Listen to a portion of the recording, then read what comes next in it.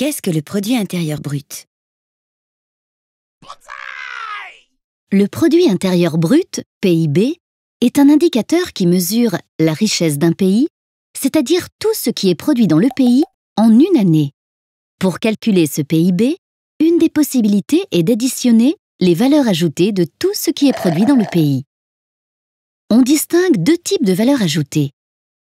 Les valeurs ajoutées des productions non marchandes, c'est-à-dire celles produites par les administrations, comme une heure de cours réalisée par un enseignant.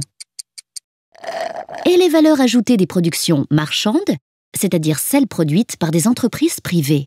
Elles sont égales à leur chiffre d'affaires, c'est-à-dire le prix des produits, multiplié par la quantité de produits vendus, moins l'ensemble des biens et des services détruits ou transformés lors du processus de production, c'est-à-dire les consommations intermédiaires.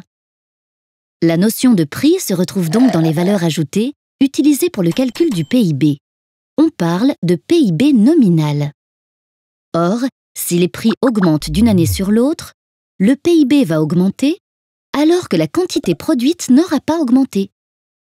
Pour pouvoir comparer le niveau de richesse d'un pays d'une année sur l'autre, il faut donc enlever la variation des prix pour se rendre compte uniquement de la variation des quantités produites. Pour cela, on utilise l'indice des prix à la consommation, IPC, mesuré par l'INSEE. On obtient alors le PIB réel. Attention, si on souhaite comparer le niveau de richesse entre pays, il faut convertir les PIB dans une monnaie unique, le dollar PPA, parité du pouvoir d'achat. Celui-ci permet de gommer les différences de niveau de prix entre les pays. Il faut également prendre en compte le nombre d'habitants par pays.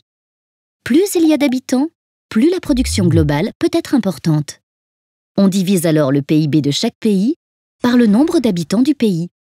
On obtient alors le potentiel de richesse de chaque habitant.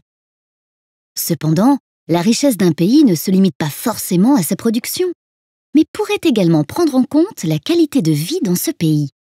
D'autres indicateurs, comme le bonheur intérieur brut, BIB, intègrent la santé ou l'équilibre entre la vie professionnelle et la vie de famille, par exemple.